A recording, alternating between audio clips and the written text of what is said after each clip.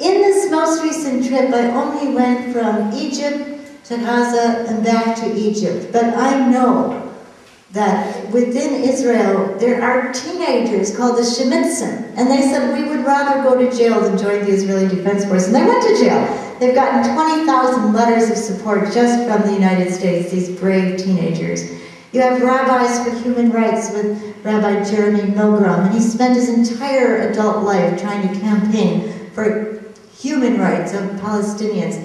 Jeff Halpern and the Israeli Coalition Against Housing Demolition. And those very brave people go out and they try to prevent the demolitions, and then they rebuild the houses. And then you've got, as you mentioned, Amira has her writing. It never fails to kind of grab me and pull me right back into wanting to act. And Uri Avneri, Gush Shalom, Yesh Kavul. There are many, many groups, but we also now have a deal breaker, Avigdor Lieberman, and you know, the young people that supported him, and there were many, were having rallies that looked almost fascist, really. And what he was saying, and he's the deal breaker because nobody was able to form a coalition strong enough, although I read today that Labor is beginning to feed some people into the Knesset party now. But his deal is that he says that everybody in Israel should sign a loyalty oath, inclusive of Israeli Arabs, not just to the Israeli state, but to the Jewish state. And I don't think Arab people who are followers of Islam can do that. And he also says that everybody should be conscripted into the Israeli Defense Forces. And I don't think that Arab Israelis could go over to the West Bank and fire against their own people. And so then he says, well, if they can't do it, they should be deported.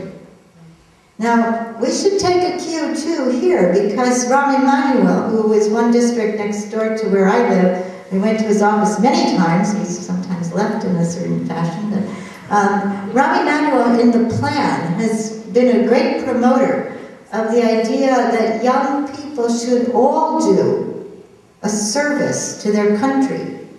And I think, you know, I promote that, prefer service to dominance, live simply, share resources. But the idea here would be that people would be kind of drafted in a mandatory way into their 2 years of service. And if you had the skill sets to be behind a desk or to be a social worker or to be a teacher or be in healthcare, then that's how you could do your 2 years of service. But if you didn't have that, then you're off to boot camp. Backdoor draft, poor people's draft. So we should be very careful here as well. I think our Israeli brothers and sisters in the peace movement certainly would welcome our alliance. What can we do? Noam Chomsky says it's too soon. He says it's too soon to call for a boycott of Israeli products. Like Israel owns Home Depot and Israel owns Starbucks. I love these young kids in Palestine. They opened up Stars and Bucks. It looks just like Starbucks, but it's called Stars and Bucks. They all wear the same outfits. Anyway, Chomsky says it's too soon. I don't know enough to say, but I do think that boycotts and divestments, leave alone the question of sanctions, but because a lot of people make money on those sanctions in black markets, but boycotting and divesting, I think, is something people can look into. Please go to your elected representatives. Say you're not going to forget about Operation Cast Lead, the name for that 22-day assault, and it still continues. And I hope we won't give up on the right to assemble peaceably for redress of grievance inside our congresspersons' offices. There's no immediate need, I don't think, to commit civil disobedience, but make sure you at least go call right. That's very, very crucial. And then, you know, to show our solidarity with people in the Israeli peace movement, the European peace movement, the peace movement here, I think all of us can raise the level of risk that we're willing to take. Yeah, you know, the question of Iraqis who were displaced by the war, many of them fled death threats, many of them fled bombings, and have, you know, watched on the television and thought, oh, you come to the United States and you'll have a much better life. Ooh.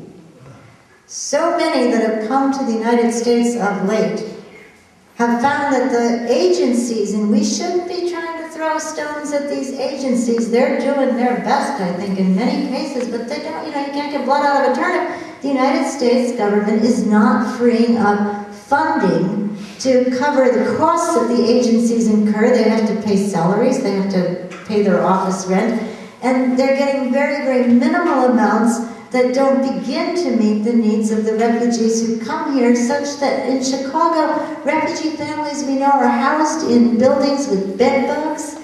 They are sometimes just filled with rage because they get brought into the city and left. I know of one woman, and she was just left in Fort Worth, Texas with 2 bananas and 3 apples, and nobody came to see her for 4 days. When they finally took her to a meeting, she passed out and fainted and had to go to the hospital. She was promised that she would be put in a place where there was air conditioning because her son had a very bad problem if he had exposure to heat. And there wasn't even electricity in the place that she was housed in. Word is going back to Iraq, and many people are calling us now from Syria, from Jordan, from Iraq. Should we come? And actually, in all good conscience, I'm starting to say no. My friend Mazen Khoshav, he's in Chicago, and he tries his best to help new Iraqis who are resettling in our neighborhood. And I overheard him saying to one guy, look, you're not in Australia. You're not in Sweden. This is America. Like, this is Guatemala.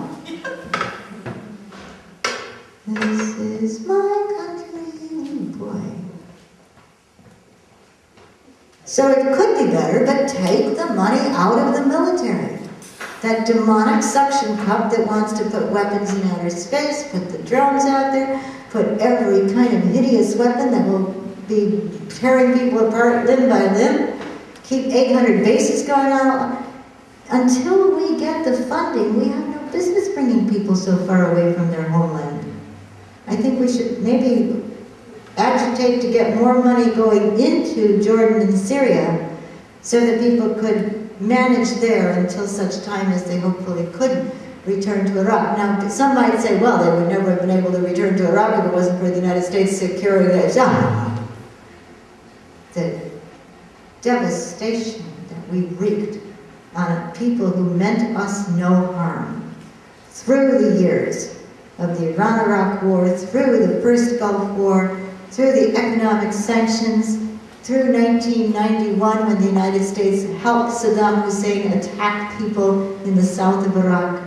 There's been no mercy discernible, and millions of dollars have been made by generals and by mercenaries, Halliburton, Kellogg, Brown and Root, DynCorp, Triple Canopy, Blackwater. People have walked away from that war as new millionaires, and Iraq is in a shambles, devastated with impure water, and an education system that's just about entirely collapsed, a healthcare system that's completely inadequate. Very few Iraqi doctors have been able to withstand the strains.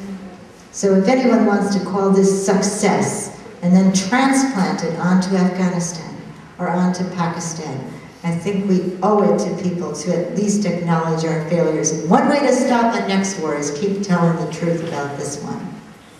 And they're itching to get into Baluchistan, southern Pakistan, and we have to really spend a lot of time with the maps these days.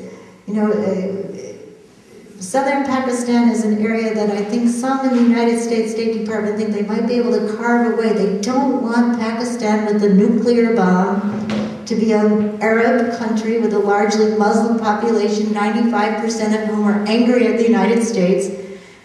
There's a desire to destabilize Pakistan. So we should have our antenna up and be very careful about why it is the United States wants to attack Al-Qaeda in Afghanistan by sending more and more United States troops into Pakistan and more drones over Pakistan and picking out more client state leaders within Pakistan. And invite your local Pakistanis to come and talk to you. We need that education desperately right now, I think.